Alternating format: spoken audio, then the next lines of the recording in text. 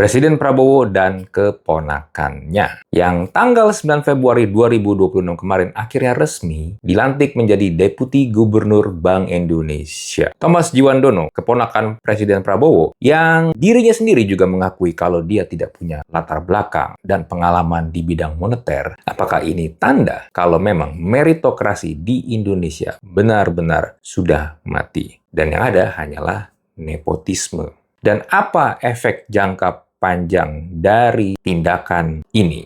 Mari kita bedah bareng-bareng di episode Thinking Room kali ini. Sebagai konteks, buat lo yang mungkin nggak tahu fungsi dari Deputi Gubernur BI itu apa, pada intinya posisi ini duduk di Dewan Gubernur Bank Indonesia. Jadi, dia ini termasuk pimpinan tinggi yang ada di Bank Indonesia. Yang tugas utamanya adalah membantu Gubernur Bank Indonesia dalam merumuskan dan melaksanakan kebijakan moneter, makroprudensial, dan sistem pembayaran. Lalu juga bertanggung jawab atas stabilitas, nah ini yang penting, nilai rupiah, mengawasi stabilitas sistem keuangan, serta mengelola risiko sistemik dalam perekonomian. Posisi Deputi Gubernur Bank Indonesia ini ditunjuk melalui proses uji kelayakan DPR atas usulan Presiden. Jadi, posisi ini memang dibutuhkan keahlian khusus, terutama dalam bidang moneter. Seorang Presiden Republik Indonesia hanya boleh mengusulkan nama, tapi fit proper test-nya lewat DPR. Dan secara undang-undang, secara hukum, Presiden juga tidak boleh mengintervensi kebijakan dan langkah-langkah yang dilakukan oleh Gubernur Bank Indonesia dan juga deputi-deputinya. Harusnya ya. Cuma, sekarang menjadi pertanyaan, ketika seorang presiden mengusulkan keponakannya yang tidak punya kompetensi di posisi yang harusnya memiliki keahlian khusus, kita kan sebagai masyarakat akhirnya menjadi bertanya-tanya, mengkritik apa dasarnya pengangkatan dari keponakan Prabowo ini. Dia sendiri ketika waktu itu diusulkan menjadi salah satu calon, Thomas Djiwandono juga ketika ditanya dan menjawab pertanyaan, dia sendiri mengakui kalau dia tidak punya pengalaman tersebut. Tapi dia beralasan kalau ini bisa sambil belajar. Ada memang posisi-posisi yang ketika lu duduk di posisi tersebut bisa sambil belajar. Contoh, anak magang, fresh graduate, jadi staff, lu bisa sambil belajar. Tapi ketika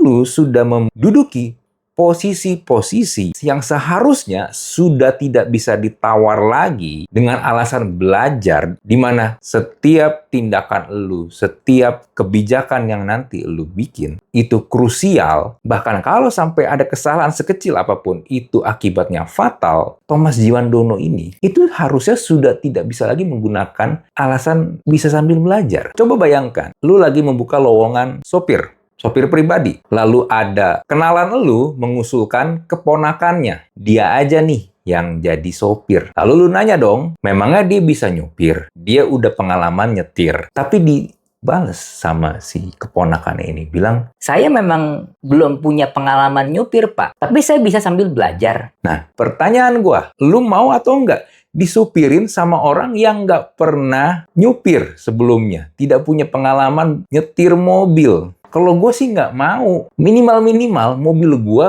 bisa baret bonyok karena dia nggak bisa nyupir. Dia baru belajar, sambil belajar dan nyetirin elu. Ya sama dengan ini. Tadi kan udah gue jabarkan kan, fungsi dan tugas dari Deputi Gubernur Bank Indonesia apa saja. Ya salah satunya adalah menjaga kestabilan moneter. Nah, menjaga kestabilan moneter itu kan ada merumuskan kebijakan suku bunga, devisa, nilai tukar untuk menjaga inflasi dan kestabilan rupiah. Lu bayangin, orang yang nggak punya pengalaman disuruh untuk bertugas, bertanggung jawab ke hal yang vital seperti itu. Ya kita kan sebagai masyarakat nggak menunggu orang itu siap dong sambil jalan, sambil belajar. Enggak, kita pengennya kalau memang posisinya sekrusial itu, tanggung jawabnya besar, ya orang yang sudah siap. Tapi kan ini enggak. Makanya kalau akhirnya orang-orang, masyarakat, merasa kalau ini adalah nepotisme, yang padahal ada satu kesempatan di mana Presiden Prabowo pernah bilang kalau dia tidak mau atau anti konco-konco dalam menjalankan pemerintahan, tapi dia sendiri tidak melakukannya. Dan ini bukan pertama kali juga Prabowo sebagai presiden. Ngomongnya apa, tindakannya apa. Ngomongnya A, tindakannya B. Ini adalah salah satu kejadian yang dilakukan berulang-ulang. Nepotisme sendiri, ini nggak hanya tentang orang bodoh dapat jabatan. Nepotisme itu juga bisa terjadi ketika ada relasi keluarga masuk ke ruang atau ke posisi yang seharusnya steril dari kedekatan personal. Come on lah. Lu kalau bekerja di perusahaan swasta atau perusahaan keluarga, mungkin ada dari lu yang juga merasa gedek gitu ya kalau melihat ada entah anaknya si bos atau saudaranya si bos ditempatkan di posisi-posisi yang penting, krusial, tapi nggak kompeten. Akhirnya jadi beban. Lu pasti kesel kan? Yang ada lu jadi kerjanya double-double atau bahkan secara keseluruhan perusahaan itu sebenarnya tidak bisa efektif, tidak bisa produktif karena orang-orang yang tidak kompeten ini ada di posisi-posisi yang seharusnya membutuhkan kompetensi. Ya tapi itu perusahaan keluarga. Gua masih bisa maklum lah. Ya biar gimana pun itu kan duitnya si owner.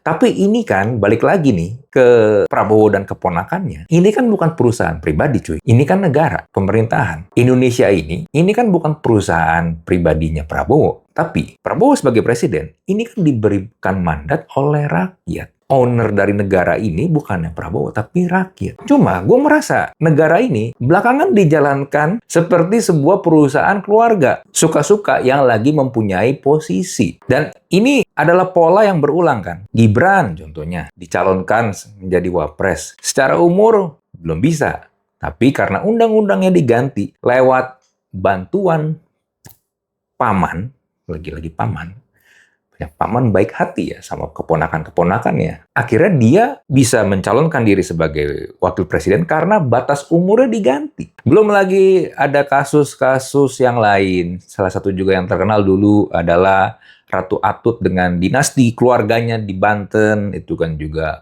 wah, kacau. Jadi kan ini memberikan gambaran bahwa sistem di pemerintahan itu bisa fleksibel, lentur banget ketika keluarga penguasa butuh ruang. Nah, kalau kedekatan, hubungan personal, hubungan keluarga bisa menggeser aturan, apalagi yang bisa digeser?